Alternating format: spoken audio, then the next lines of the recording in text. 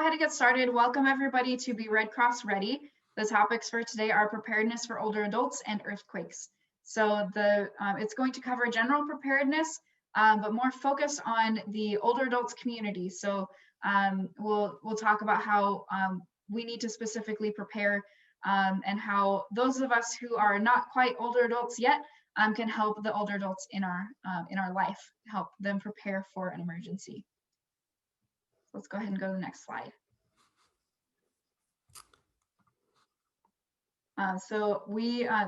Dave and I are your presenters for today. We'll go ahead and introduce ourselves. So my name is Kimberly Offrecht. I am the Community Preparedness Manager for the North. So I cover Orange, Riverside, and San Bernardino County. And I am the manager for all of the preparedness programs. So that includes Be Red Cross Ready, as well as other adult presentations, hands-only CPR, sound the alarm, and then all of our youth preparedness presentations with Pillowcase and Pedro. Hi, and I'm Dave Faust. I'm one of the older adult American Red Cross volunteers, and I'm part of the preparedness education team, but I spend most of my volunteer hours as part of the disaster action team in my area of Riverside County. And I've been with the Red Cross about almost 2 years now, and it's been an enjoyable experience. And I'm glad to be able to share some information with you today on these important topics. All right, so just some general housekeeping. If you're noticing that the bandwidth is kind of slowing down, maybe our videos are a little bit slow, you can turn off your camera to improve that quality. But if you would like to keep your camera on, we'd love to see your face. You can also, if you wouldn't mind, please keep your microphone muted so that we have a minimum amount of distractions on the call. There are sometimes some feedback and some background noises that we just can't help when we have our microphone on. If you have any issues with your speaker or your microphone device settings at any time, you can change those in the bar at the bottom of your Zoom account. Those are the little tiny, we call them carrot buttons. It's like a little up arrow down there. You can also use the chat box to ask questions, and I will be monitoring that. And so we'll stop periodically to ask if there are any questions, and we'll go through those live on the presentation. I'm going to keep my video off too, just so it's not a distraction to the viewers.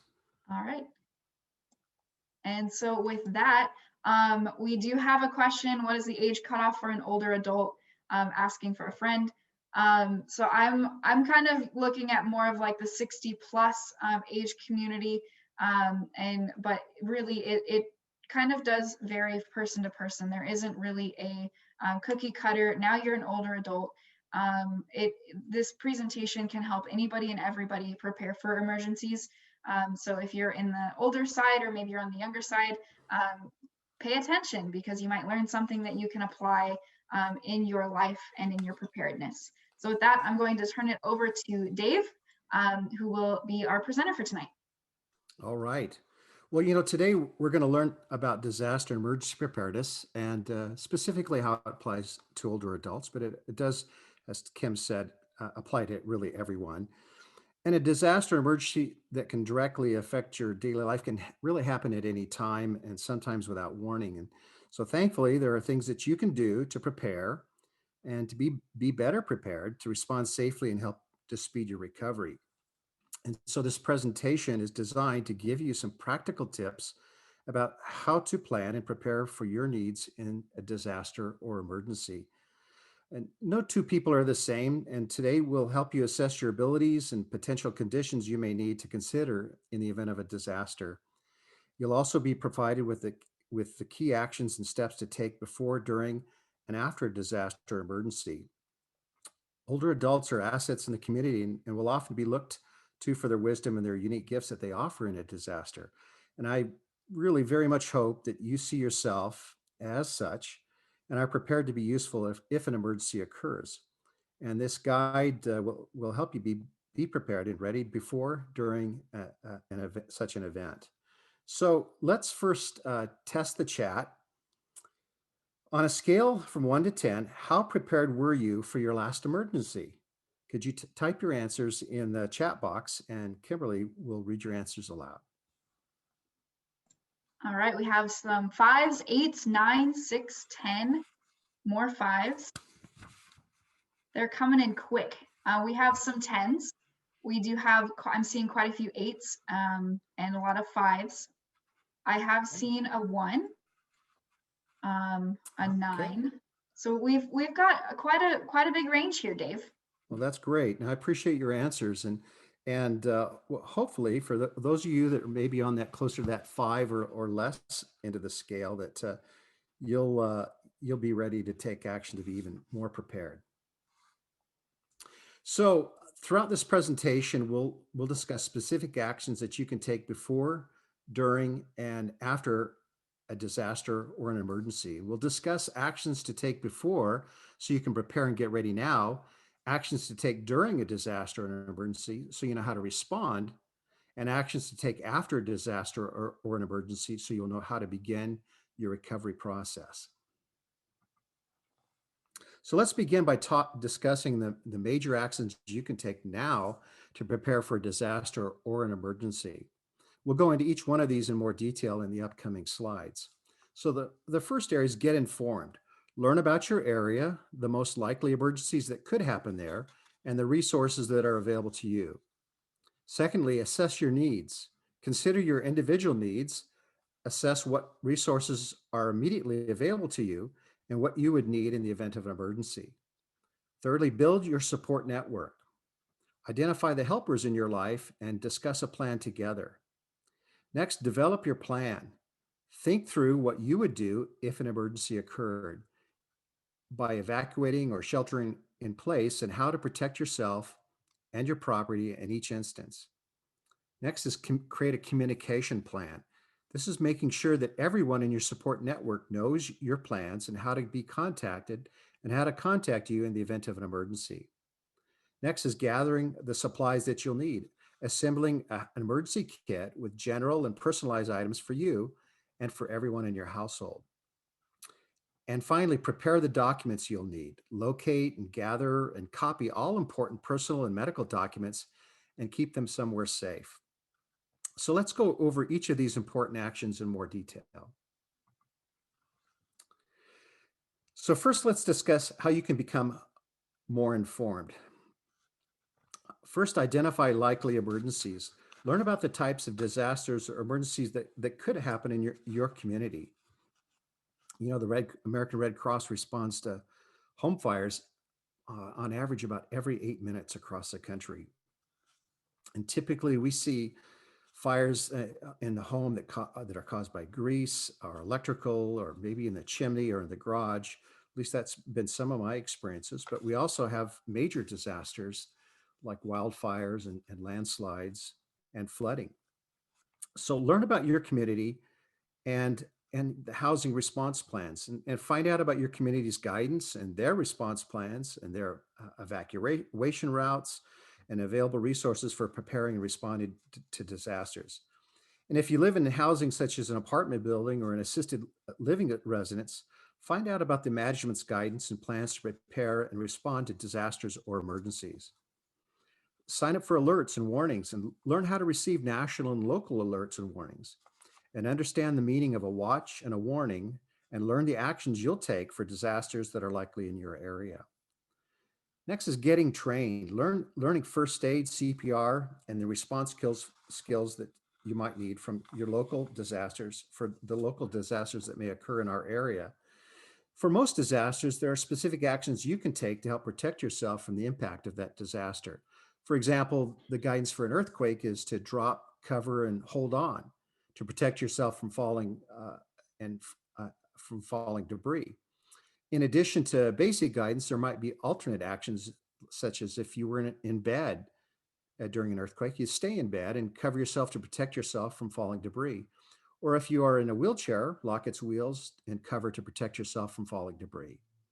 You can look at the redcross.org/prepare website for training and protective actions for specific disasters. And we're going to talk specifically about earthquake preparedness towards the end of this presentation. So now let's discuss ways to assess your needs. So here are some of the ways that you can assess your needs. Understand how your medical, physical, and cognitive skills may affect your ability to respond to a disaster or emergency. Think about how would you respond and consider the needs you may have if the power went out, or if you had to stay home for 2 weeks or more, or if you had to quickly evacuate your home or community. Take an inventory of items like assistive devices that you rely on at home that you'll need to take with you if you evacuated, including the information about the make and model of those devices. List all items that require electricity, such as refrigerated medicines, a CPAP device, or a power wheelchair, and list all devices to take with you in an evacuation, and consider lightweight or portable alternatives where possible. And plan for battery or generator backup for all items where you will go if these power sources won't last for an extended power outage. So let's discuss now how to build your support network. But let me start with a question. Who can tell me what a support network is? You can put your answers in the chat. What is a support network?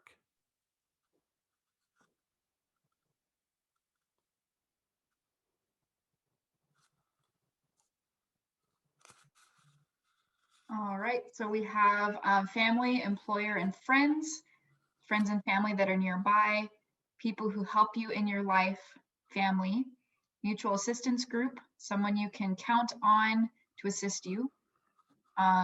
Lots of great answers. If I read them all, we would be here for a while. Okay. Well, yeah, those are all great answers. And it really is that your support network contains all of the people that can help you during and after an emergency, including the family members, caretakers, neighbors, and other loved ones who can help you. I liked employers too. That was a great Mhm. suggestion. You want people that live close by as well as out of town contacts in your circle of support. So you identify those helpers that we just talked about, the family, friends, neighbors, and caregivers and care providers to help build your network and help you develop and support your plan. Meet with your helpers to plan together if you can and talk about what kind of help you'll need and how your helpers can assist you. You may also be able to help others too. And make a contact information list for your helpers and plan how you'll communicate regularly and during a disaster when some communications may be disrupted. Now let's discuss how you can develop your plan for disasters and emergencies. So, in planning for local disasters, consider all the potential disasters in your area that could affect you, including home fires, natural disasters, and power outages, and plan for the actions you'll take for each. Here in Southern California, we certainly know that earthquakes are a big issue, wildfires are an issue, flooding, and resulting landslides or mudslides and extreme heat are all hazards that we can face. So plan to stay or to go. Plan for disasters where you'll need to stay home for at least 2 weeks or evacuate, and consider what you'll need in different types of disasters. Plan for help to stay in your home, means planning for how you'll meet your needs if caregivers or care providers aren't able to come to your home, or if you can't get access to essential medical and community services. You may need a plan to evacuate before a disaster, if possible, to maintain access to these supports or identify a nearby friend or neighbor who can learn how to help you, which really means that if you know something is an evacuation is possibly pending, like in case of wildfire, leave earlier than directed. And then help to evacuate it. If you need help evacuating or have medical devices that require power, plan for help and find out if there are local registries and sign up so local responders will be aware of your needs. So let's talk a little bit more about developing your plan. So assess your power needs. If you require power to operate medical devices or keep medicines cold, talk with your care providers and utility company to make a backup power plan. Learn how to turn off the water, the gas, the electricity that supply your home. And if your gas is turned off, Really, only a gas utility professional may turn it back on. And just a note on that, really don't turn off the gas unless you absolutely have to or directed to, because turning that back on may take a long time for you to get through the queue for the gas utility to come out to your home to restore those essential that essential utility. And then prepare for home fires and make sure that you have smoke alarms and carbon monoxide detectors on every floor of your home and inside bedrooms and outside of each sleeping area. And know two ways out of every room and the assistance you'll need to evacuate safely. Let's talk a little bit more about this. Consider finding out about your property or your renter's insurance and make sure you have a disaster specific coverage for your area and the amount of coverage is enough for you.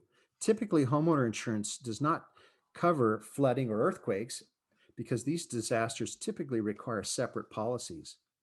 But protect your property. You may be able to strengthen your home and create protections against many disasters, such as floods or earthquakes. So consider consulting a trained professional and consider ways to protect your property from disasters in your area. And review, practice, and refresh your support network, your plan, your supplies, and your documents at least twice a year. So now let's talk about another aspect of planning, and that's creating a communication plan.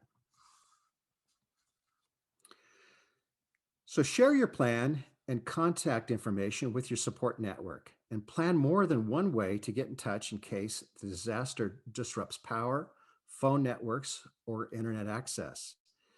Identify someone local to help with the communication to local officials, such as first responders, doctors, or even building managers. And identify someone outside your local area who may be able to assist with communication when local access is disrupted. And learn how to use alternative communication methods. If available, use mobile phones to send texts, internet for emails, or even internet phone services. So let's talk about creating that communication plan. Write down phone numbers for emergency services, utilities, service providers, medical providers, veterinarians, insurance companies, your building or homeowner association managers, and home repair professionals and other services. So let's now discuss some of the supplies that you'll need.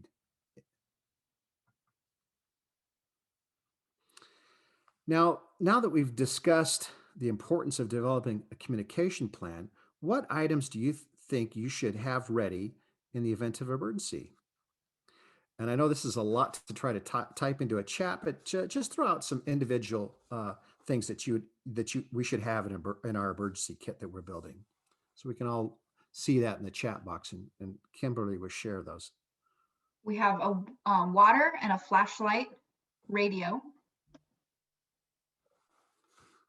first aid kit, food, batteries, solar chargers, canned goods, a battery operated radio, band-aids, burn cream, medication. Lots of great answers here, everybody. Yes. A mask and blankets. Y'all get to A pluses there. Yeah, masks, especially today under the COVID environment, but also N95 masks are great if in because of wildfire smoke as well too, which we certainly many of us are can potentially be exposed to. And I'm glad somebody mentioned battery powered radios or even hand crank radios too. And that's important to keep aware of weather alerts and emergency alerts from our administrative authorities. So thank you all for those wonderful answers. We suggest preparing emergency supplies to stay at home and preparing a portable kit of supplies in the event you have to evacuate. Be sure to include the basics, as was mentioned, such as food and water, a first aid kit, a flashlight, a whistle, some cash, a change of clothes, and a sturdy pair of shoes. And make sure you have phone chargers, batteries, and a battery backup plan for all your medical devices. And if you'd like more suggestions of emergency supplies to prepare, there's a list of suggested items on the Red Cross website. And you'll find that most of these items are already in your home and do not require purchasing. They just all need to be gathered together in a place that's quick and easy to grab and easy to access.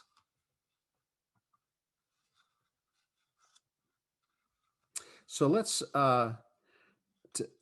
let's talk a little bit more about that kit. So be sure to personalize your kit to address your household's medical and personal needs. Prepare a backup supply of medication for at least 30 days or more, and include additional items such as an extra pair of prescription eyewear, medical devices, or any assistive devices such as a cane or other comfort items. And gather enough items for yourself and everyone in your household, including pets and service animals, for at least 2 weeks in the event of a stay at home order. And be sure to have a lightweight kit for at least 3 days in the event of an evacuation, and supplies for at least 24 hours in your car. So let's talk a little bit about the documents that you might need.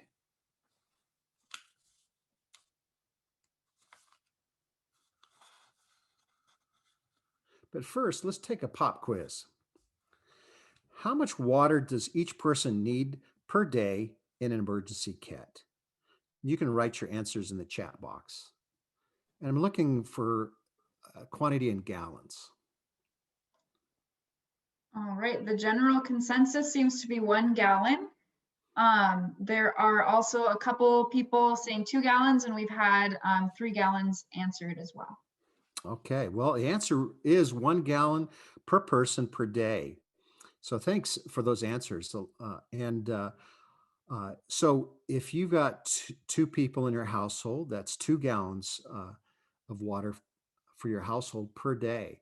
I find an easy way to grab and go with water is those 2.5 gallon square water containers that are sold in the grocery stores, because they've got a great handle on them. And now for two people, one of those is good for a day. So plan for each person in your household to use a gallon of water per day, and think of it as half of it for drinking and the other half for sanitation needs or personal hygiene. And you know what? Don't forget your pets. Pets may also require about a gallon of water per day, so plan for them. Great. I'm glad everybody is on board with the water. So let's talk about those documents and how to prepare them for in the event of a disaster or an emergency. Locate your important documents and copy or scan all of them.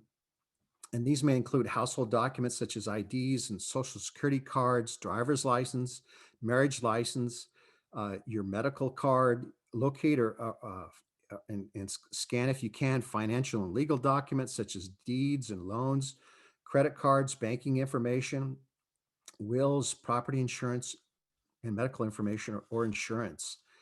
Many of these documents are required during the recovery phase for financial assistance. And you can see a complete list of documents if you go to redcross.org slash older Americans, or even on the FEMA website under emergency financial first aid kit. Take the time now to learn more about financial preparedness. Just as important as financial documents are really those medical documents. And gathering your medical information and keep an up-to-date list on your conditions, your allergies, your medications and dosages, doctor contacts, your caregivers, and your health insurance cards. In addition, make copies of your written prescriptions before having them filled, or ask your doctor or pharmacist for a printed copy of all your prescribed medications. Having this information on hand will make it easier to replace them after a disaster. And keep and share a contact list of people in your support network, and keep a copy of your plans.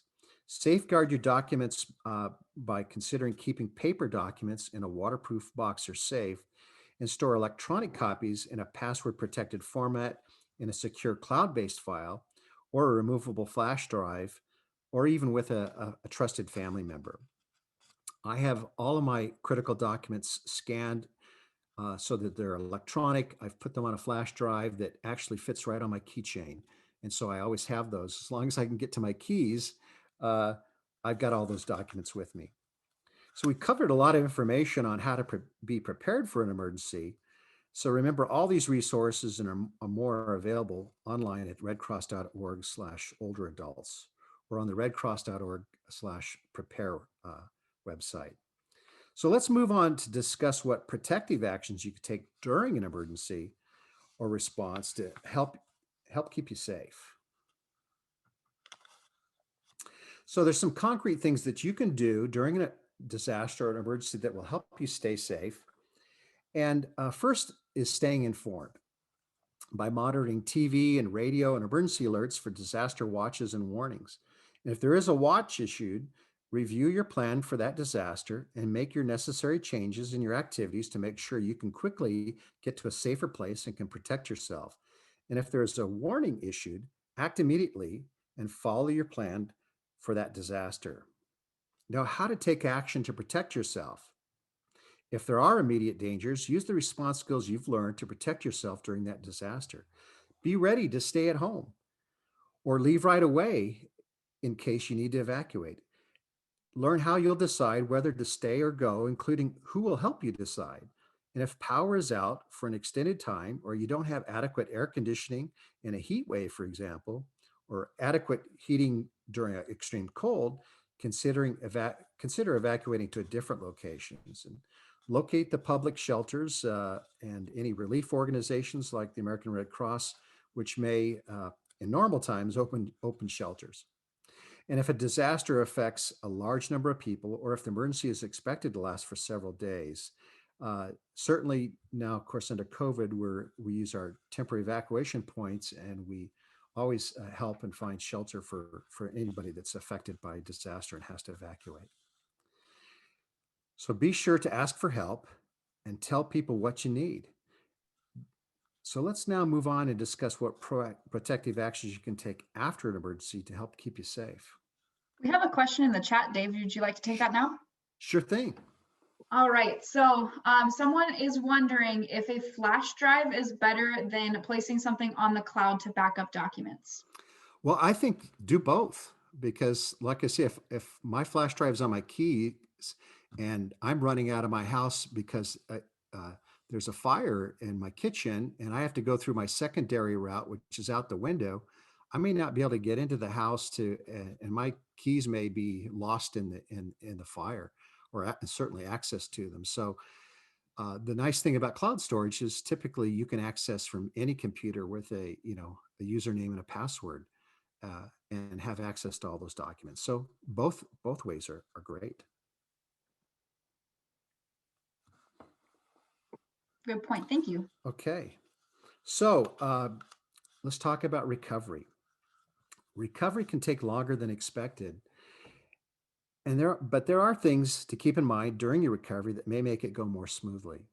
So monitor the news from local authorities and only return home when authorities say it's safe to do so. Report any broken gas, sewer, or water lines and any loose or dangling power lines to your local municipality. And seek out resources and support from trusted resources such as good old Red Cross and FEMA. And also be aware of scams and take caution when sharing personal information.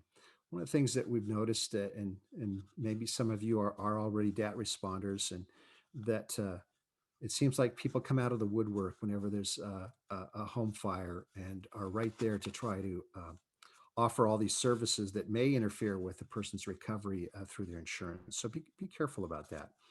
And if there's evidence of structural damage to your home, get it reviewed by a trained inspector before you go back in. So if there's been an extended power outage, throw out food that may have been above 40 degrees for 2 hours or more. And be aware of the risk of electrocution. If there's water in your home, don't go in until you're sure the power is off at the main switch. And only use the generator outdoors and keep it away from your windows to avoid the risk of carbon monoxide poisoning. And be sure to install and maintain carbon monoxide detectors and have a battery backup. And if your house has been red tagged by the city or an agency, get permission to be able to go to before you go back inside, because you certainly are. It could be a dangerous situation that you don't want to put yourself into.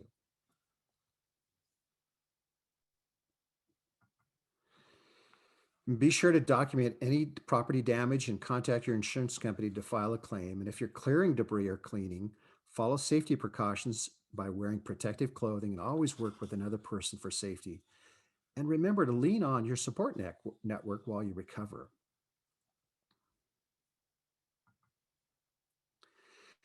So finally, we want to give some tips for caregivers and the members of your support network. Understand what you may be expected and required to do to assist someone you support, including helping them develop their plan, preparing their disaster supplies and documents, signing them up for local registries, and supporting their evacuation.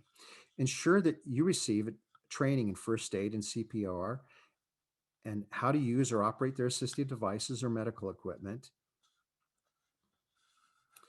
and how to support their personal care needs. And know how to teach others to communicate effectively with a person that you care for who may require hearing, visual, speech, or other communication adaptations. Know how to provide emotional and behavioral support, and especially to help a person living with dementia and active mental health issues. And have a current picture of the person you're caring for. And in case you get separated, a copy of their essential medical and treatment information to access the right care. And it may be helpful to discuss getting that person you support a personal or medical ID bracelet. This just reminds me, we asked at the beginning what our personal preparedness level is, and most of you were in pretty good shape. But just reviewing this myself, it just made me think of my mother who's disabled and has caretakers with her at least 16 hours a day in her home, that I need to make sure that those caretakers know what to do in emergencies as well. So think about those people that are maybe in your circle of family and friends that need this information, and you could share this with. Well, this concludes the first part of our presentations today, and we just want to make sure we answer any questions that are related to the information we've covered so far. If you want to put them in the chat, we'll give you a minute if you do have a question. We don't have any questions yet in the chat, but there have been quite a few. There's quite a good conversation going on in the chat right now. Great. So a couple things that I would like to draw attention to. One person suggested encrypting your flash drive in case you lose it. Okay. Others have been taking pictures of the pictures that they have in their home so they don't have to grab photo boxes and scrapbooks on their way out. Mm-hmm. And have all of those saved on a shared drive. And then we did have a little conversation about drinking toilet water. It's not the most probably appetizing thought to have, but you can drink the toilet water from the tank, That's not from the correct. toilet bowl. That was my career before I retired, was working for a water utility. And yeah, out of the tank, out of the water heater, those are large supplies of water. There's several gallons of water in the tank, and there's could be 20, 30, 50 gallons in your water heater that you can consider using in emergency. But yeah, not the bowls. Save that for your pets, which they're going to do it Yes, anyways, right? Okay. but we Well, do have great. a question. Sure. So this one is about earthquake, but it says, where can we find the info about area closed roads in the event of an earthquake? Okay, well, we may touch on that, but listen. That's what the radios and the battery-powered radios are great for. Being able to stay in tune with local news alerts and flash alerts from your community. If you are able to have internet access through a smartphone, staying connected with social media, that typically your city is going to be putting out updates, and the regional fire authorities are also going to be putting out updates on access, especially in and out of disaster areas. Great question, though. Thanks. So let's move on to discuss earthquake preparedness. So, according to the United States Geological Society, about half of all Americans are exposed to potentially damaging earthquakes. And all continental US states and territories can experience earthquakes to various degrees of magnitude. And here in Southern California, of course, we need to be especially prepared for earthquakes, as they're a common hazard in our area. So, what is an earthquake? An earthquake is a sudden, rapid shaking of the ground caused by shifting rock beneath the Earth's surface. The Earth's surface is made up of large sections of land called plates. And generally, these plates move slowly, but when two plates move suddenly, it causes the rolling or shaking that we recognize as an earthquake. The area where two plates meet is called a fault, and that is where earthquakes occur. And the most recognizable fault here in California is, of course, the San Andreas Fault, which runs north to south throughout our state. And over time, stress builds up between the two plates at the fault line. And when it becomes too much, it's released in a sudden movement. This release sends waves through the Earth's surface and causes the shaking we feel. And they can happen at any time without warning and causing structural damage and injury, triggering landslides, avalanches, fires, and even tsunamis near the coast. And contrary to popular belief, there is no such thing as earthquake weather, and scientists have yet to find a way to predict earthquakes. So let's talk about some of the common earthquake terms that you may have heard connected to earthquakes. The first is the epicenter. The epicenter of an earthquake is the place on the surface of the earth along a fault where the movement of the earthquake starts. Foreshocks are similar earthquakes that often happen before a larger one. And there is no way yet to tell whether an earthquake is a foreshock or not until a larger one would follow. So always assume that there may be more shaking. Aftershocks are less powerful earthquakes that happen at the same epicenter and continue for weeks, months, or even years, depending on the strength of the main earthquake. And the amount of damage created by an earthquake is usually connected to its strength. When scientists measure earthquakes, they measure magnitude and intensity. And magnitude, usually indicated by numbers such as like 6.2, is related to the size of the fault and the amount of slip on that fault, which is measured using special devices called seismographs. Intensity describes the power of the shaking, which varies depending on where you are during the quake. And generally, the observable effects are greatest near the earthquake's epicenter. And the Richter magnitude is a logarithmic scale, meaning if there is 10 times the difference between a 6.0 and a 7.0 magnitude earthquake.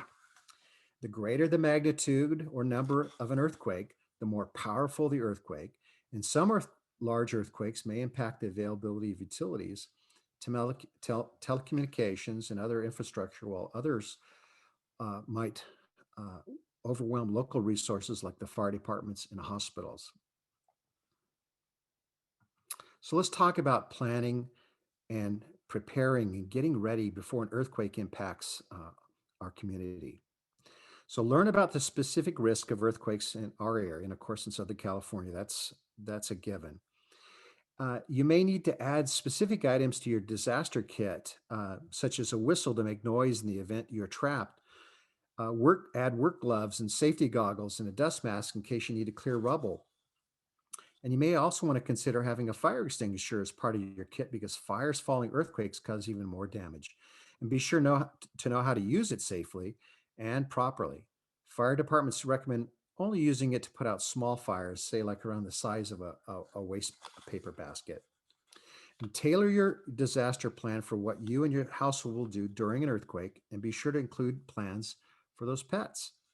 Include safe places in every room where you feel you can go when you feel the shaking start. And practice drop, cover, and hold on in those spaces. And be sure any kids in the house know where those safe spaces are and what to do. So again, know that and practice drop, cover, and hold on, which we're going to talk about a little bit more in the next slide. And finally, be sure to stay informed. We recommend listening to the NOAA radio broadcasts. And if you don't have a battery powered or hand crank radio, please consider getting one. They cost, typically under $25. And it's a very common experience to lose power, to lose cellular and internet outage, and have internet outages during and after a disaster. And if needed, there are also weather radios with text displays and flashing alerts for those who are hard of hearing or deaf. And consider signing up in advance to receive emergency notifications from your local emergency services. So if you are inside when an earthquake strikes, we want you to drop, cover, and hold on. Drop to the floor as if crawling on your hands and knees, and use your arms to cover your neck and head. Move as little as possible because most injuries during earthquakes occur because people move around and they fall and they suffer sprains and they get fractures and sometimes even head injuries.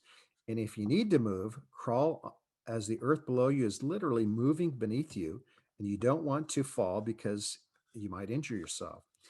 If you can move without injury, crawl under a sturdy table or desk to protect yourself from anything that may fall and stay there until the shaking stops. And hold on to a sturdy shelter or a piece of furniture until the shaking stops. If you or someone in your household uses a wheelchair, lock the wheels of the wheelchair. Use your arms to cover and protect your neck and head. And if you happen to be in bed when the earthquake starts, stay there and cover your head and neck with a pillow. So, no matter where you are or where you go, stay in position until the shaking stops. When the shaking stops, look out for glass or broken debris. And if needed, when the shaking stops, use the stairs, but never an elevator. And if you smell gas or propane, get out of the house first, move as far away as possible, and then warn others. If you find yourself trapped inside of a building, don't panic. Do not move about or kick up dust because the dust may cause you to have difficulty breathing. So cover your mouth and nose with a handkerchief or clothing. If you have a cell phone with you, use it to call or text for help. Tap on a pipe or a wall or use a whistle if you have one so that rescuers can locate you. If you find yourself outdoors when the earthquake begins, find an open area as far away as possible from anything that could fall on you. And this includes buildings, power lines, trees, and street lights. Drop to the ground and, if possible, stay in the open area until the shaking stops. Don't try to run, as again, the earth is literally moving beneath you and you don't want to fall and cause injury. And if you're in a mountainous area near unstable slopes or by cliffs, watch out for falling rocks, landslides, or avalanches. If you're in your vehicle, pull over to an open location and stop. Avoid bridges, overpasses, and power lines if possible. Stay inside your vehicle with your seatbelt fastened until the shaking stops. After the shaking has stopped, drive carefully, avoiding bridges, ramps, and structures that may have been damaged. And if a power line falls on your vehicle, do not get out. Please wait for assistance. Well, once the shaking has stopped, check for injuries and then let friends and family know that you're safe. And you should expect aftershocks and be ready for potential landslides. And if you live near the coast, also be aware of the potential for tsunamis. Use caution when driving after an earthquake and watch for road damage and debris. And continue to take care of yourself and your loved ones. And if you're uncertain of the quality of your food, use bottled water. A quality of your water, use bottled water. But and for your food, check for spoilage. And again, if in doubt, throw it out. If you can do so safely, use frozen food as it thaws and save other non-perishable foods for later. And pay attention to how you and your loved ones are experiencing and handling the stress. Help people who need additional assistance, including infants and older adults, and those without transportation, and individuals with functional or access needs, and the people who care for them. And if you have to evacuate, only return home once local authorities have said it's safe to do so.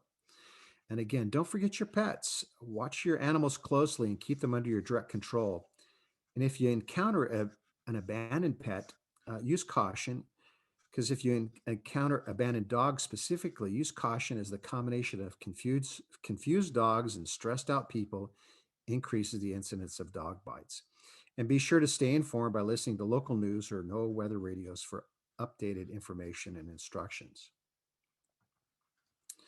So while being mindful of aftershocks, here's some general things that you can keep in mind. Keep away from down power lines. Wear protective gear, include a respirator if available. Uh, do not use open flame. Use a flashlight and leave immediately if you smell gas. If you do use it, have access to a generator, make sure that you follow all the safety guidelines and document any need for repairs or damages, and save all your receipts, because that's going to help you with your recovery. So we focused on how to prepare and protect yourself and members of your household for an earthquake. Now we want to focus for a minute on things you can do to get your home ready for an earthquake. So learn how to shut off the main gas line in your home and keep a wrench handy for that purpose in case a fire is broken by gas or or electrical lines. I actually have a crescent wrench zip tied to my gas meter, so I don't have to go searching for one if I ever needed to shut off the gas in an emergency. Prevent injuries from falling items and additional damage to your home by securing and moving things that can fall.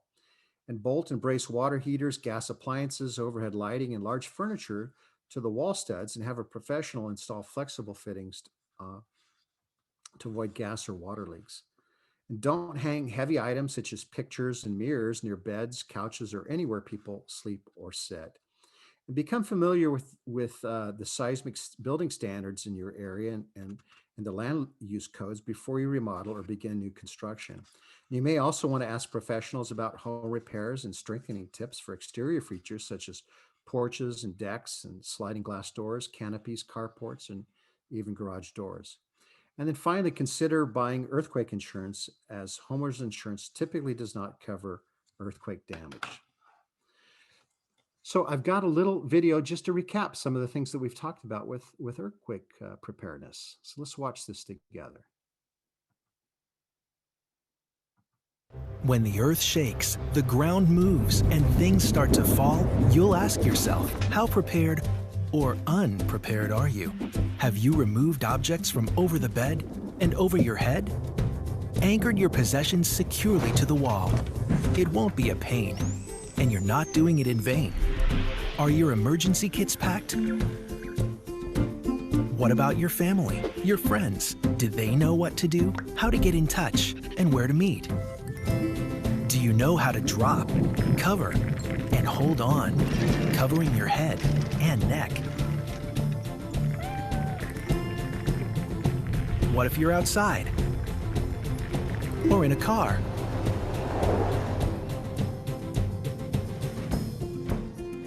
After the shaking stops, look around. Figure out what to do. Stay away from damaged areas. Turn on a radio. Reach out for help. And if you're trapped, do not move about. Stay calm. Only shout as a last resort. Once everything and everyone is safe, get prepared. An aftershock could be on its way. So before the earth shakes, the ground moves, and things start to fall, get prepared. Make a plan. Practice what you know, because an earthquake can happen anytime, anywhere. You never know. So that's a great recap video that can be found on ready.gov. Well, recovering from a disaster can be a long process. And you can learn even more about how to clean up after disaster, including the supplies you'll need, and how to make repairs by going to the American Red Cross's Disaster Relief and Recovery Services website. And also consider downloading this Red Cross emergency app. It's a free app that gives people instant access to customizable weather alerts and safety tips and preparedness information for 14 different types of emergencies. And I actually create alerts for, you can put in multiple locations too. So wherever my family members live around the country, I can actually monitor any kind of emergency situation that might occur and be reported on that app. And it allows family members and friends from across the country to help each other stay safe and connected through its the customizable emergency alerts and the content on what to do before, during, and after disasters, including earthquakes that we've talked about, and really regardless of where you live. And it gives expert advice on what to do in case of earthquakes and many other disasters. And there's even this make a plan feature to create an emergency plan for your household, so everyone knows what to do and where to go if a disaster strikes. And again, it's free. It's available for smartphones and tablets in all the app stores. And you can even get a link by going to AmericanRedCross.org/app.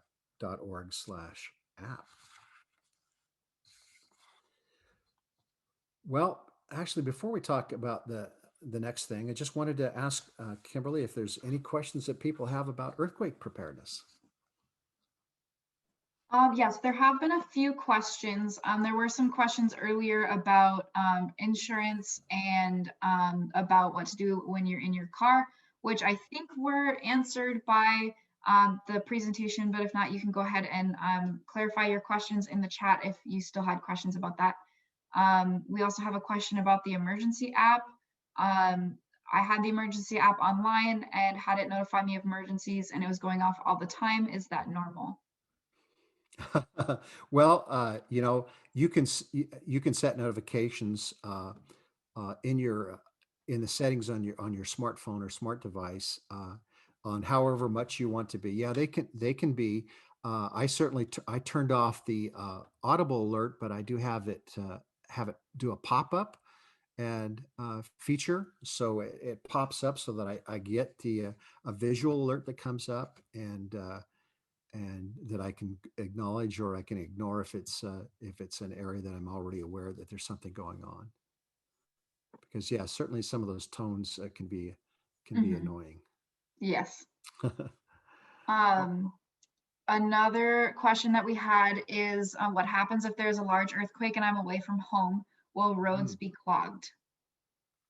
Well, to get back home, very likely could be an issue because bridges may be down Hmm. and or roads severely damaged. So that's why having in your evacuation plan having alternative places to go, both locally and outside of your area. And it's part of creating that plan and that network of preparedness. And so, say if you couldn't get back to, I couldn't get back to Menifee where I'm at, can I get to my son's house in Riverside, uh, or my cousin's house out in Paris or in Lake Elsinore? So they're making that part of your plan is a good part of it. Yeah, and I think that part of that goes into this next question too. The question is, after an earthquake, what's a good location to meet up with friends and family?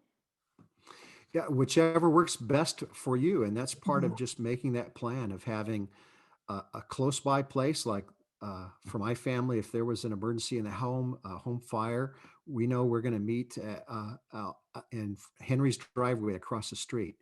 But if it's a fire or it's an earthquake or that we have to evacuate because of, let's say it's wildfire smoke, or we have an alternative location outside of the area. So just that's part of working together with your network to so that you're all on the same page. Well, let's I want to give Kimberly a minute to talk about this. Yeah, so we're doing a sound the alarm initiative right now, where we are providing free personalized home fire safety education throughout our region. So we're going to be talking about some common causes of home fires, as well as how to create an escape plan and some wildfire safety information. So we're covering all of that over the phone. We have volunteers that are going to be calling between now and May 8th. So two things. First, if you have friends or family, or even yourself, who would be willing to or interested in learning more about home fires and how to prepare, you can go to www.soundthealarm.org/SoCal, and you can sign up for our registration there. Or if you don't want to use the website, you can call 619-354-9609, and you can leave a message there saying that you're interested in receiving the education. We will need your name and your phone number in order to call you back. We'll also be asking for your address so we can keep track of who we've called. Um, and if you're interested in volunteering, we do need people to make these phone calls, and you can sign up on Volunteer Connection under Sound the Alarm 2021. And so we're for the next couple months, we're going to be doing this. And we do have, it's for those who are volunteers, we're having a regional competition. So there is a competition going on between all the chapters. So if you want your chapter to be in the lead, go ahead and submit some of those referrals and registrations for your friends and family, and come join us for some phone calls. Go Riverside County. Okay. Well, we also appreciate feedback too, and if you can take a snapshot with your phone of this QR code, or I think there'll be you're going to put the link also in the chat box, Yeah, I'll put it Kimberly. in the chat right now. And we appreciate your feedback back, and we ask that you take this short survey to give us some feedback on the presentation. It's anonymous, and it really helps us improve and track our progress. And so, is there any other questions that anybody has on some of the things that we've talked about today? There have been a couple more. Okay. So we had one question. Are there community centers that are already identified or designated as safe places in towns or cities in SoCal? If so, how can we get more info? Well, Um, I would I'd contact City Hall, either Public Works or Community Services, and some communities have senior centers, and as part of their community services department, and they have they typically are the ones that set up those cooling centers or mhm. warming centers. Um, and often it's public spaces like libraries and senior centers, High gymnasiums, schools. high school gymnasiums. Yeah, all Mhm. any large space that where people can, especially these days, be socially distanced and still get the cooling that they need. Right. And part of that though is it's a kind of a last minute thing too, because we're not really going to know. The Red Cross has designated multiple places in each city where we can open a shelter, but we're not going to know which places are actually safe until it's time to use them. For example, if there were a large earthquake, we would have to check the building first to designate it as a safe place. Exactly, exactly. Any other And questions? then, yeah, we had one more question about the app. So there are several apps in the Play Store, which are Red Cross apps. The one that we have highlighted tonight is just called Emergency, and the icon looks like an exclamation point, and it's red and white, and it It looks a doesn't little bit show it like here. this. No, I don't think I have the. I should put the logo on there so that people can find it. Let's Um, see.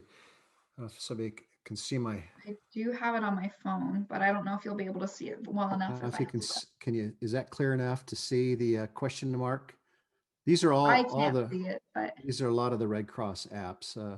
yeah, so it's the one that you're looking for, it's just called Emergency. There are some apps that are specific hazards. So there's a wildfire one, there's an earthquake one, but everything is coming back to the emergency app. So that one is going to kind of be the one-stop shop for all of your preparedness questions and information. We also have a first aid app. If you have taken the CPR and first aid class, that can be a really great quick reference for you. And I have both of those, and I do use both of those.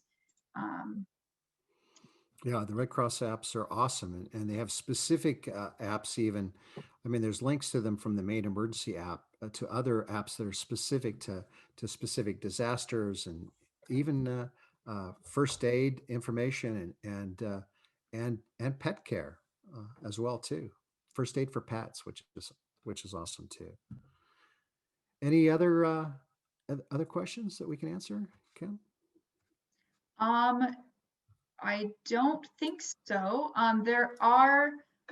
There were a couple questions in the chat about getting an outline. I can send you the outline of the presentation as well as the slides that we used today, but I just need your email address. So if you want to either directly send it to me tonight, you can email me, and I'll put my email in the chat again in a moment. And we also have an option in the survey where you can put your email address to receive supplemental information from us. So we'll be emailing that out tomorrow. Oh, that's great. Because, we've really covered a lot of information, and it's not uncommon to feel overwhelmed. So there's lots of resources out there. The Red Cross website, redcross.org/prepare is a great resource. And so, you know what? Building a kit seems like that's a lot to do, but if you just start now, little by little, adding items together, starting to collect items, starting those conversations with people uh, to start to form your support network and to make sure that everyone's on the same page about what to do in a disaster or emergency before it happens. And the tools that we've given you and the resources that we've pointed you to hopefully will help you feel more prepared if a disaster were to occur in your area. And more importantly, even to recover more quickly afterwards. So we really thank you for taking the time today to be with us and participate. And we hope that you'll now take this information and not only help yourself, but also inspire others to make their plans and so that we're all better prepared for the disasters that are eventually we all will face. So thank you very much today for your participation.